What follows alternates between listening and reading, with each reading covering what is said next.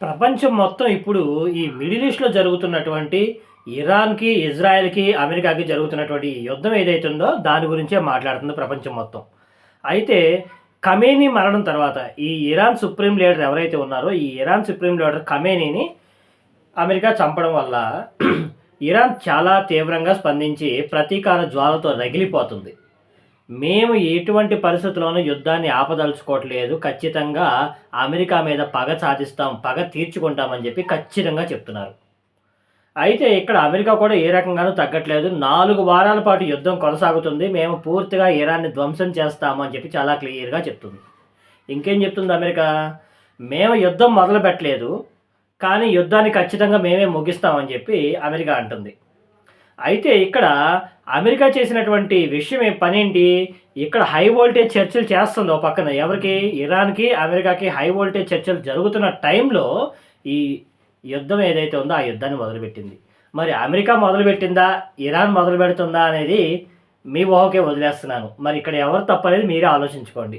సరే, ఇక్కడ వరకు జరిగిపోయిందేదో జరిగిపోయింది. దానివల్ల తీవ్రమైనటువంటి నష్టాలైతే జరుగుతున్నాయి. ఏంటి? ఎయిర్ బేస్ అన్ని చోట్ల ఎయిర్ బేస్ ఏదైతే ఉందో ఎయిర్ బేస్ కంప్లీట్‌గా క్లోజ్ అయిపోయింది. యుద్ధ విమానాలు అన్ని చోట్ల ఆగిపోవడం వల్ల ప్రయాణికులు సాధారణమైనటువంటి పౌరులు ఎవరైతే ఉన్నారో వాళ్ళు కంప్లీట్‌గా ఇబ్బందులు పాలవుతున్నారు. అంతేకాకుండా ఈ ఇరాన్‌లో గానీ, ఇజ్రాయెల్‌లో గానీ, ఇరాన్ చుట్టుపక్కల ఉన్నటువంటి కంట్రీస్ గానీ, ఈ బహ్రెయిన్ గానీ, అలాగే యూఏఈ గానీ, దుబాయ్ గానీ, ఈ చుట్టుపక్కల ఉన్నటువంటి కంట్రీస్‌లో ఈ సాధారణమైనటువంటి పౌరులు ఎవరైతే ఉన్నారో వాళ్ళు భయంతో బతుకుతున్నారు. ఇదంతా ఒక ఎత్తు. ఈ గల్ఫ్ ఏరియాల్లో దాదాపు మన భారతీయులే 80,00,000 మందున్నారు. ఈ 80,00,000 మంది పరిస్థితి ఏంటి ఇప్పుడు? వాళ్ళు కూడా అంతే పరిస్థితి. వాళ్ళు కూడా భయంతోనే ఉన్నారు. ఎందుకంటే ఇలా కూర్చున్నారు. ఇలా కూర్చుంటే నెత్తి మీద నుంచి మిసైల్‌లు ఎళ్తున్నాయి. అది వాళ్ళ పరిస్థితి. ఎక్కడ పడతాయి? పొరపాటున వాళ్ళ ఇంట్లోనే పడితే, వాళ్ళున్న చోటే పడితే అదే జరిగింది పీవీ సింధు గారికి కూడా. పీవీ సింధు గారు ఉన్నటువంటి ప్లేస్ నుంచి 100 మీటర్ల దూరంలో మిసైల్ పడింది. అంటే చూడండి అక్కడ పరిస్థితులు ఎంత దారుణంగా ఉన్నాయో. అఫ్‌కోర్స్ ఇప్పుడు పీవీ సింధు గారు మన బెంగుళూరుకి అయితే చేరుకున్నారు సేఫ్‌గానే. కానీ ఇలాంటి పరిస్థితుల్లో మన 80,00,000 మంది భారతీయులున్నారు. ఓకే. ఇది కూడా పక్కన పెడదాం. మరి ప్రపంచంలో ఇలా నడుస్తున్నప్పుడు ఇంపాక్ట్ మన ఇండియాకొచ్చేటువంటి ఇంపాక్ట్ ఏంటి? యెస్. మన ఇండియాకొచ్చేటువంటి ఇంపాక్ట్ ఆల్రెడీ నిన్న సోమవారం మనం చూసాము. భయంకరంగా ఈ స్టాక్ మార్కెట్‌లు ఏవైతే ఉన్నాయో కుప్పకూలిపోయినాయి. దాదాపు నిఫ్టీ 300 పాయింట్లు పడితే, ఇకపోతే సెన్సెక్స్ అయితే దాదాపు 1100 పాయింట్ల వరకు పడిపోయింది. మరి ఇది కంటిన్యూ అంటే ఇంకా నిఫ్టీ గాని, బ్యాంక్ నిఫ్టీ గాని, అలా సెన్సెక్స్ గాని ఈ స్టాక్ మార్కెట్ ఇంకా పడే అవకాశాలు చాలా ఎక్కువగా కనబడుతున్నాయి.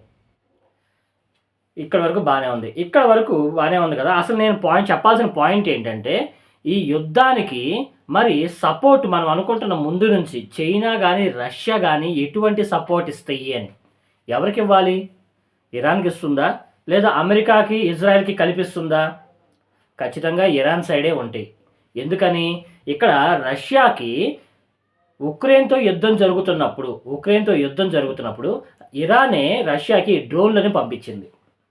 మరి ఇప్పుడు కూడా రష్యా ఇరాన్‌కి సపోర్ట్ డైరెక్ట్‌గా అయితే ఇవ్వడానికి ఛాన్స్ లేదు. ఇక్కడ రష్యా ముందు 2 లక్ష్యాలున్నాయి. 2 టార్గెట్‌లేంటి? ఫస్టు ఎక్కడ యుద్ధం జరిగినా అమెరికా ఉందంటే అక్కడ రష్యా అనేది ఆపోజిట్‌లో ఉంటుంది.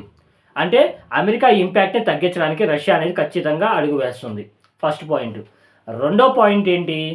రష్యా ఏం చేస్తదంటే ఇరాన్‌కి డైరెక్ట్‌గానే కాకుండా డైరెక్ట్‌గా యుద్ధంలో పాల్గొనకుండా బ్యాక్ ఎండ్ నుంచి ఇంటెలిజెన్స్ గాని, లేదా ఆయుధాలు సరఫరా చేయడం గాని, ఇలాంటి హెల్ప్ అయితే ఖచ్చితంగా చేయడానికి అవకాశాలు చాలా ఎక్కువగా ఉన్నాయి. ఇకపోతే చైనా గురించి మాట్లాడదాం.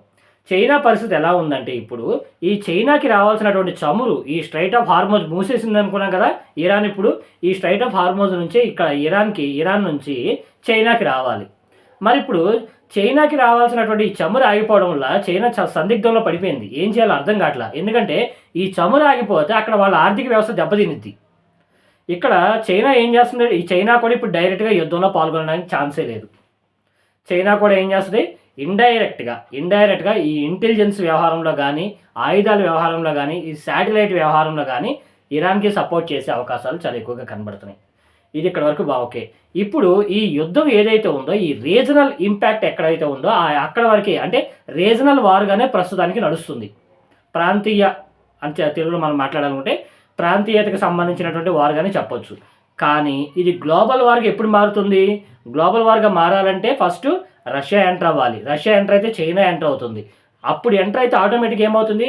నాటో దేశాలు కూడా ఎంటర్ అయిపోతాయి. సో, ఆటోమేటిక్‌గా వరల్డ్ వార్ 3 అనేది అప్పుడు స్టార్ట్ అవుతుంది. సో, మరి నిజంగా ఇదంతా జరుగుతదా? ఓన్లీ ఊహాగానాలేనా అంటేది మనం ఆలోచించుకోవాలి. భవిష్యత్తులో ఏం జరుగుతుందో చూడాలి. ఒకవేళ నిజంగా చైనా గాని, రష్యా గాని అడుగు పెడితే మాత్రం ఖచ్చితంగా వరల్డ్ వార్ 3 అనే పదానికి రాసి పెట్టుకోవడమే ఆ పదాన్ని మనం. మరి దీని మీద మీ కామెంట్స్ ఏంటనేది నాకు చెప్పండి. వచ్చే వీడియోలో కలుద్దాం. Thank you.